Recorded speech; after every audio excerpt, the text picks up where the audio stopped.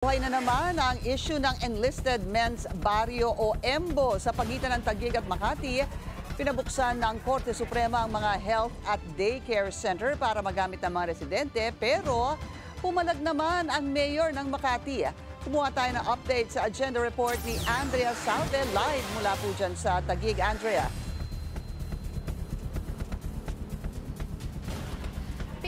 Tuloy-tuloy hanggang ngayong araw ang operasyon ng health center sa 10 EMBO barangay sa Taguig City.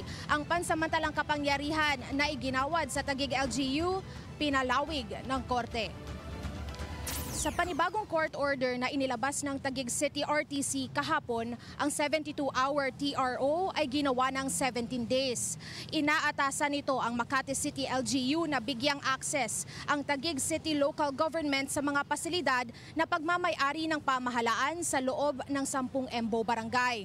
Kabilang sa mga tinutukoy na mga pasilidad ay ang health centers, covered courts, multipurpose buildings, daycare centers, parks at iba pang mga nakasaad sa mga proklamasyon.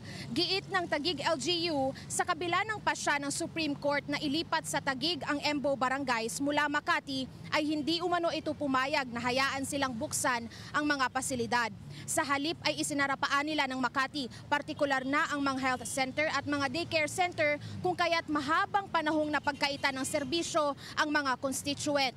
Ito naman ang bineltahan ni Makati City Mayor Abby Binay sa isang panayam noong Miyerkules. Tila pamumulitika daw ito dahil kung totoong concerned ang Taguig sa constituents, ay dapat January 2024 pa lamang ay nag-file na sila ng TRO at hindi isang linggo bago ang halalan sa Lunes. Ayon naman kay Taguig City Mayor Lani Cayetano, ang paghahabol ng kampo ni Binay nang walang basihang renta o bayad mula sa kanila ang dahilan kung bakit matagal na isinara ang mga pasilidad.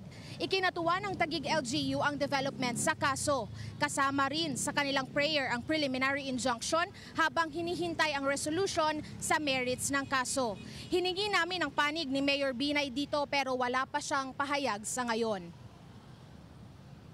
Pinky, nakausap namin ang ilan sa mga residenteng nag-avail ng serbisyo ng health center ng Barangay Pembo. Malaking ginhawa raw para sa kanila na binuksan nga itong facility dahil malapit ito sa kanilang mga tirahan. Pinky.